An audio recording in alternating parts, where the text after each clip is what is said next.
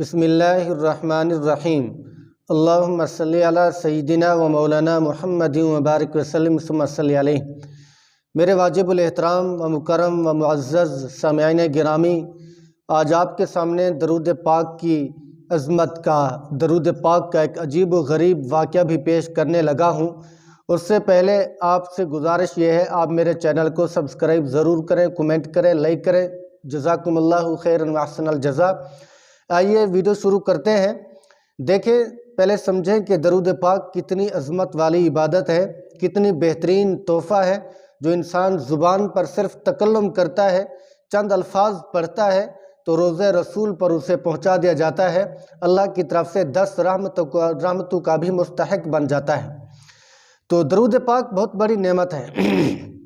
ایک آدمی کو حضور صلی اللہ علیہ وسلم کی خواب کے اندر زیارت نصیب ہوئی۔ دعا کریں اللہ مجھے اور آپ کو بھی حضور کی زیارت نصیب فرما دے۔ حضور صلی اللہ علیہ وسلم کی زیارت کا مل جانا بہت عظیم دولت ہے، گویا کہ مستقبل کے اچھا ہونے کی ایک علامتوں میں سے یہ علامت ہے۔ تو ایک بندے کو حضور کی زیارت ہوئی، حضور صلی اللہ علیہ وسلم نے اس بندے سے اپنا منہ مبارک کو پھیر لیا، یعنی کہ اپنے رخ کو حضور نے دوسری طرف پھیر لیا۔ تو وہ بندہ جس کو زیارت نصیب ہوئی وہ پہلے تو خوش تھا، لیکن جب حضور نے رخ انور کو پھیر دیا تو وہ پریشان ہوا۔ تو حضور صلی اللہ علیہ وسلم سے پوچھنے لگا کہ یا رسول اللہ صلی اللہ علیہ وسلم، نبی تو اپنے امتی کے ہر فرد کو پہچان لیتا ہے، مگر آپ نہیں پہچان رہے، اس کی کیا وجہ ہے؟ تو حضور صلی اللہ علیہ وسلم نے جواب میں کیا فرمایا کہ میں اس کو پہچانوں گا جو مجھ پہ درود کثرت کے ساتھ پڑھتا رہا ہوگا، جو مجھ پر درود شریف پڑھتا ہوگا اسی کو میں پہچانوں گا۔ تو اس بندے کے دل پر چوٹ لگی، وہ چونک اٹھا۔ تو پھر اس نے اپنی زندگی کا معمول بنا لیا، روزانہ رات کو باوضو ہو کر سونے سے پہلے قبلہ رخ ہو کر 100 مرتبہ درود پاک پڑھا کرتا تھا، یعنی یوں سمجھ لیں ایک تسبیح روزانہ پڑھ کے سویا کرتا تھا۔ پھر جب حضور صلی اللہ علیہ وسلم کی خواب کے اندر زیارت نصیب ہوئی تو حضور صلی اللہ علیہ وسلم نے اس کو دیکھا تو حضور خوش ہو گئے، فرمایا ہاں اب تو میرا امتی ہے۔ تو امتی کو چاہیے کہ حضور صلی اللہ علیہ وسلم کی ذات گرامی پر درود کا تحفہ ضرور پڑھا کریں، درود پاک پڑھا کریں۔ تو درود پاک جو بندہ پڑھتا ہے اس کی قسمت کھل جاتی ہے، پریشانیاں ختم ہو جاتی ہیں۔ تو یہ واقعہ میں نے آپ کی خدمت میں پیش کر دیا، اور آگے سنیں درود پاک کے عجیب و غریب اور بھی مثالیں موجود ہیں کہ ایک طالب علم تھا، اس کو یعنی رات کے وقت لائٹ کی ضرورت ہوا کرتی تھی۔ جس دکان پر بیٹھتا تھا وہ دکان والا رات کو لائٹ بند کر کے دکان بند کر کے چلا جاتا تھا۔ تو ایک مرتبہ اس دور کے اس موجودہ حالات کے بزرگوں کو ایک بزرگ کو حضور صلی اللہ علیہ وسلم کی زیارت ہوئی۔ تو حضور صلی اللہ علیہ وسلم نے اس بزرگ کو فرمایا کہ فلاں طالب العلم کے لیے لائٹ کا انتظام کرو۔ تو اس بزرگ وہ دوڑا اس کے پاس گیا، طالب علم کو ڈھونڈا، نشانیاں دیکھ کر تو اس کے لیے لائٹ کا انتظام کیا اور خوش ہو گیا۔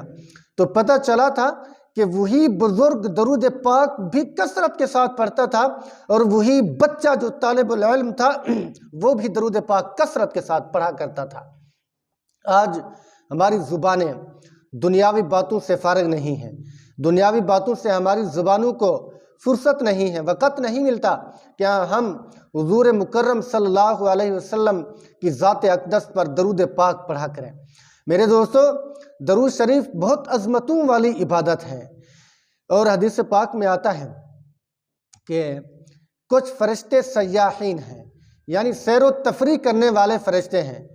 تو کچھ فرشتے ہونٹوں پر مقرر ہیں، ایک فرشتہ ہے جو ہونٹوں پر مقرر ہے۔